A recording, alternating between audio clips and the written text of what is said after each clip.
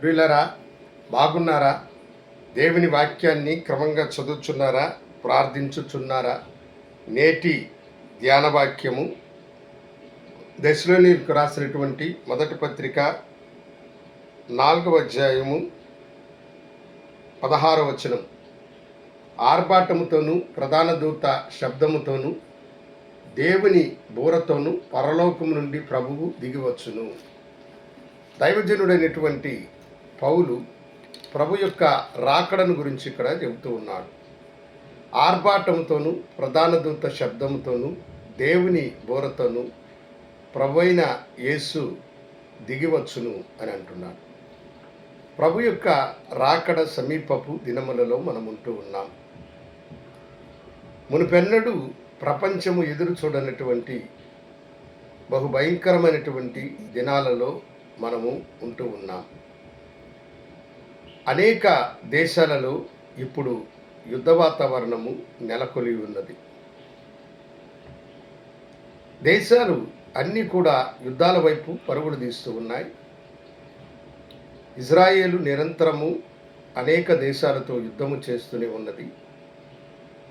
ఇజ్రాయేలు మీదకి అనేకమైనటువంటి Muslims countries అన్నీ కూడా ఏకమై దానిని ఎదుర్కోవడానికి వారు సిద్ధపడుతూ ఉన్నారు.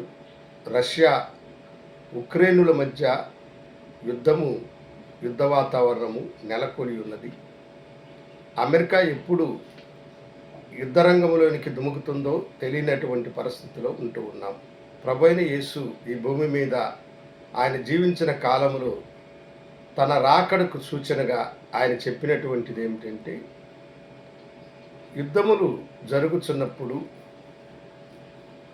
కరువు నెలకొన్నప్పుడు, భూకంపాలు జరుగుతున్నప్పుడు నా రాకడ సమీపముగా ఉన్నదని మీరు గుర్తెరుగుడి అని అన్నారు.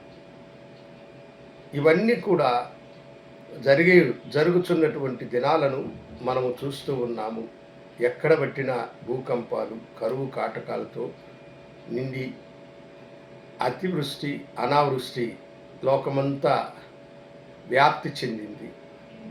ప్రకృతికి వ్యతిరేకమైనటువంటి కార్యాలన్నీ కూడా జరుగుతూ, విపరీతమైనటువంటి వర్షము వలన కూడా మనుషులు ఇబ్బంది పడేటువంటి కాలము మన మధ్య ఉన్నది. కనుక యేసయ్య త్వరగా ఈ భూమి మీదకి రాబోయే దినాల్లో ఉంటూ ఉన్నాం. మారు మనసు రక్షణ లేనివారు దేవుని రాజ్యములో ప్రవేశించలేరు. ఎవరైతే మారు మనసు పొంది రక్షణ పొందుతారో వారు మాత్రమే ప్రభు యొక్క రాకడలో ఎత్తబడతారు. ఆ సత్యమును గమనించి మీ జీవితాలను ప్రభువుకి సమర్పించుకొనండి. దేవుడు తన వాక్యమును దీవించుగాక.